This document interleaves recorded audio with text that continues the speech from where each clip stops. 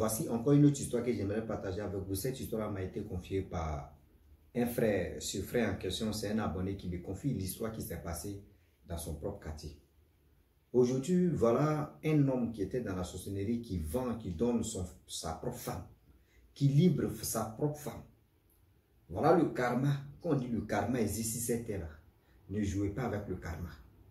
Quand tu fais du mal à quelqu'un, sans oublier, et si tu n'as pas pitié de la personne, dis-toi que les retombées de ça là, tu vas lire le...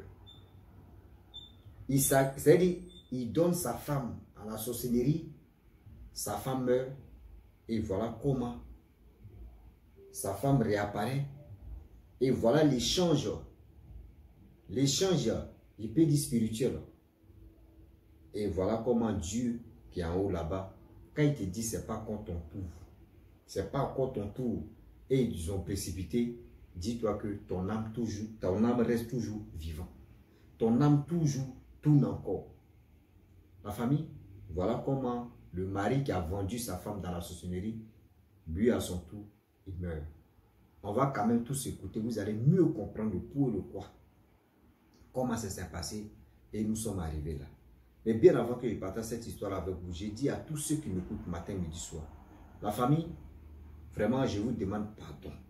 Pardon, moi, mes amis, moi, mes frères, moi, mes collègues, moi et mon équipe, nous avons créé une page qui est Wama 225. Cette page-là, je vais toujours vous présenter cette page pour que vous puissiez vraiment nous pousser, vous nous aider à liker, surtout mais s'abonner sur cette page. On vous demande pardon, abonnez-vous sur cette page, likez, commentez. D'abord, on joue que la comédie. Voilà, là-bas on joue que la comédie tout à l'heure, mais je vais faire un montage vidéo samedi, c'est-à-dire samedi je vais poster. Voilà, donc la famille, le groupe s'appelle Wama 225. Allez-y vous abonner sur la chaîne YouTube, vous qui n'avez pas de Facebook, abonnez-vous sur YouTube. Vous qui n'avez pas de YouTube, abonnez-vous sur la page Facebook. TikTok aussi est là, donc on vous demande pardon, abonnez-vous sur TikTok, abonnez-vous sur YouTube et Facebook. Je pense qu'on a besoin de votre aide et on sait très bien aussi, vous allez nous aider. La famille, voilà l'histoire qui commence. Vraiment, le monsieur vivait avec sa femme et ils ont eu 2 enfants. Après les 2 enfants, vraiment, la femme ne savait pas que sa femme et son mari plutôt étaient un sorcier. Vous savez, le sorcier ne se dévoile pas vite comme ça. C'est au fur et à mesure que si ton 6e sens, si Dieu dit non que oui, il est temps de connaître le vrai visage avec qui tu dors, avec qui tu vis, c'est là que tu comprends que oui, cette personne a vraiment de l'autre côté. Donc, vu le temps qui passe, à eux, le temps qui a très dépassé. Des années qui passent, le monsieur vivait avec sa femme tranquille, avec 2 enfants. Voilà, coup de maladie. C'est une maladie vraiment très facile. Voilà, elle meurt. Or, les enfants partaient à l'école. Lorsqu'elle meurt, voilà, ils ont fait l'enterrement, tout. Le monsieur vivait avec ses 2 enfants. 3 mois plus tard, 4 mois, 5 mois, il s'en cherchait. Il a trouvé une autre fille, une autre femme encore. Et cette femme-là, vraiment, elle était à la maison avec les enfants. Le mari partait au travail. Quand il vient, tout se passait bien. Et le mari décide de dire, ah, vu que ma femme est décédée ici, il dit à sa nouvelle femme qu'on va déménager. On va aller dans une autre maison. Et voilà comment eux quittent la maison et s'en vont dans une autre maison. Arrivé là-bas, vraiment, voilà les enfants. Ils ont attendu que vacances Dakar arrivent. Ils ont changé d'école aux enfants. Donc les enfants ils ont eu, comment dirais-je, établissement. Ils ont eu autre établissement. Ils partaient à l'école là-bas. Quand les enfants vont là-bas, il y a une dame qui leur donne à manger. À chaque fois, il y a une dame, c'est-à-dire la dame en question leur donne à manger. Le pain fourré, tout. Les enfants mangent. Ah, les enfants n'ont pas remarqué les mamans, mais eux, quand les enfants sont en train de passer, la femme les appelle. Venez, vous allez, je vous donne le pain, mangez. les enfants mangent. Quand ils finissent de manger comme cela, là, les enfants se retournent, c'est-à-dire qu'ils se retournent à la maison, la femme de leur papa prépare, les enfants n'arrivent pas à manger. Ils sont rassasiés. Un jour, 2 jours, 3 jours, une semaine, les enfants ne mangent pas à la maison. La femme, elle inquiète. Elle dit, mais attends, mon mari, tes enfants là, tu les donnes à manger derrière moi, ou je ne sais pas. Il dit, non, non, non. Je ne leur donne pas à manger. Moi, matin, quand ils me réveillent vers les 5 heures, je m'en vais au travail. Je ne leur donne pas. Seulement, c'est les déjeuner seulement, je leur donne.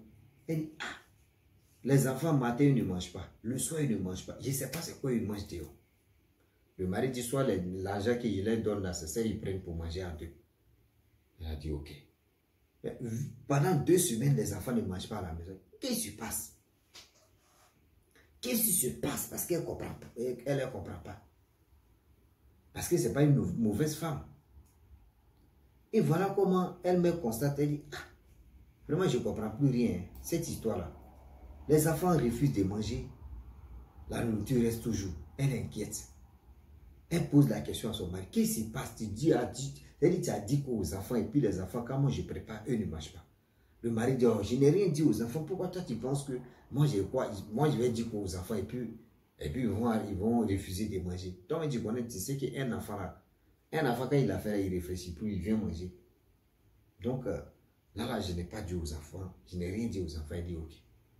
Voilà le frère, c'est-à-dire les enfants, les oncles maternels, c'est-à-dire le frère de leur maman qui vient rendre visite aux enfants, à ses neveux ou à ses neveux. Et tout d'un coup, la nouvelle femme a dit, ah, vraiment merci. Toi, tu es leur oncle. Les enfants, il faut les poser la question. Ça fait plus de 2 semaines que les enfants ne mangent pas à la maison aussi. Moi-même, où je suis là, je suis gêné. Je suis gêné. Les enfants ne mangent pas ici, ça fait 2 semaines. Je demande à leur papa, si c'est leur papa qui leur donne à manger là-bas dehors, je ne sais pas. Si elle, ici, il a une autre femme là-bas qui prépare pour eux, pour moi, je ne sais pas. Voilà comment l'oncle la question appelle les 2 enfants et il demande aux 2 enfants, qu'est-ce qui se passe? Vous ne mangez pas à la maison ici.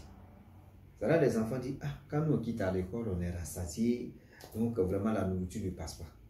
C'est là l'oncle demande maintenant, qui vous donne à manger? Les enfants disent, ah, il y a une tante là-bas, elle vend pain fourré, et elle vend les beignets, elle vend des trucs, etc., les bouillies. Elle nous donne, nous on mange, on boit bouillie, tout ça, et puis on vient à la maison, c'est-à-dire le matin, elle nous donne. Le soir, avant de venir, nous donne, nous on mange. C'est là. Donc la question a dit, ah bon, d'accord. Ce qu'on va faire, un jour vous allez me montrer, parce que lui il est venu faire 2 jours, vous allez venir me montrer, vous allez me montrer cette dame qui vous donne à manger. Or, quand lui vient voir ses neveux, lui il ne dort pas à la maison, hein, lui il dort à l'hôtel. Et après ses séjours, et il se retourne. Et voilà comment, le lendemain, très tôt, il est venu à la maison. Il dit, allons-y. Donc, il dit aux enfants, dévancez-moi, partez. Donc, les enfants, ils ont pris les routes et ils sont partis. Arrivé là-bas, les enfants voulaient passer, cette même dame encore, il dit, venez ici, venez, venez. Et la dame leur donnait le pain, plus bouilli. Voilà comment, c'est-à-dire, de l'enfant, les enfants là, lui, il a regardé comme ça, il a reconnu sa femme. Et il a dit sa femme, sa soeur plutôt.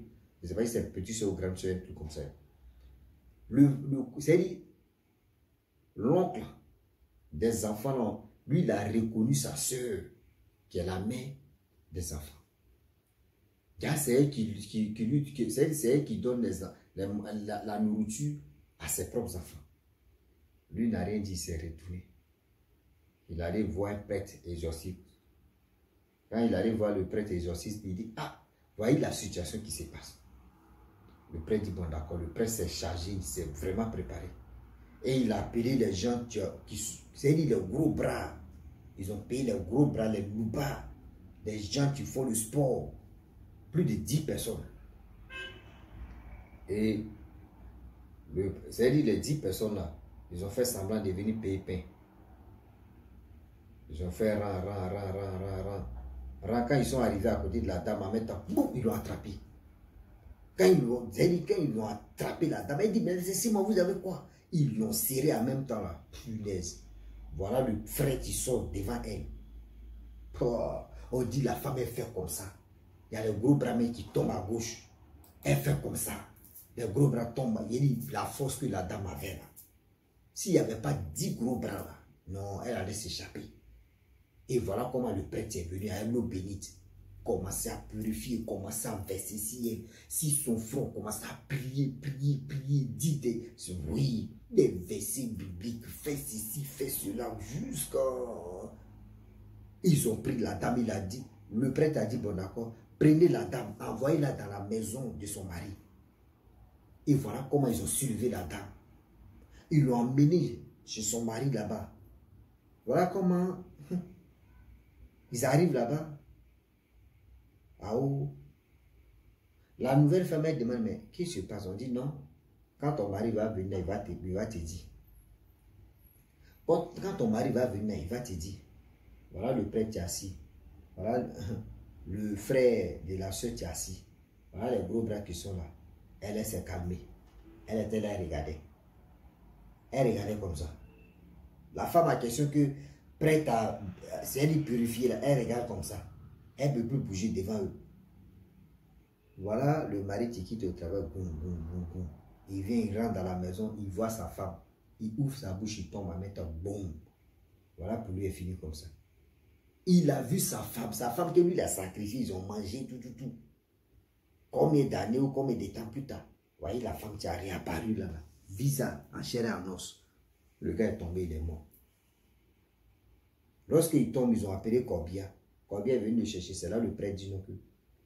C'est-à-dire, le monsieur en question, ma soeur, ma fille, celui qui était venu marier, puis tu viens lui là, c'est un sorcier.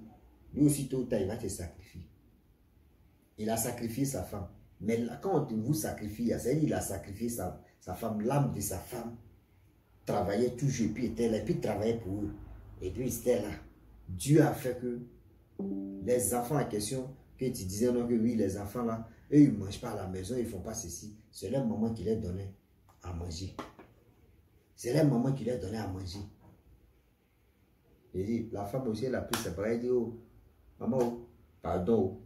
Mon mari est mort là, mais moi, me quitte le foyer. Elle est partie. On dit la dame aujourd'hui qui vendait beignet que le prêtre a purifié là. Elle est là, hein, mais elle est devenue sourde. C'est-à-dire, elle attend, quand vous parlez, elle comprend. Mais pour parler là, c'est fini. Elle ne parle pas, elle comprend. On dit, elle vit avec ses enfants, tranquillement, tranquille. La famille est venue la voir. La famille du monsieur en question est venue la voir. Vraiment, tout le monde est kabako. Tout le monde est traumatisé. Quand tu arrives au village, sa tombe est là, mais elle-même est vivante. C'est pour vous dire qu'aujourd'hui, vous ne savez pas avec qui vous mettez en couple. Vous ne savez pas avec qui vous mettez en relation. Vous ne savez pas avec qui vous couchez, vous dormez. La vie, tu es là, la vie est tellement simple, mais tellement qu'on complique la vie. Le karma, tu es là, le karma, tu es là. Le karma, tu es là. On ne joue pas avec le karma. Oui. On ne joue pas avec le karma. Donc j'aimerais vraiment dire à tous ceux qui m'écoutent matin, midi, soir, la famille, soyez vigilants et soyons vigilantes. Arrêtez de... Je ne sais pas si c'est... D'autres me sacrifient des êtres humains pour avoir de l'argent. D'autres se sacrifient, eux ils font l'air. Je ne sais pas si c'est bourgeoisie ou soit si c'est pas ou juste. Je ne sais pas dans les cas là-bas. Comment toi tu vas sacrifier ton âme? C'est-à-dire ta femme. Tu sacrifies ta femme, tu n'as même pas pensé que ta femme est là. Et tes enfants plutôt. C'est comme quelqu'un, tu vois une poule avec ses enfants. Elle est poussée. Et tu as tué la poule.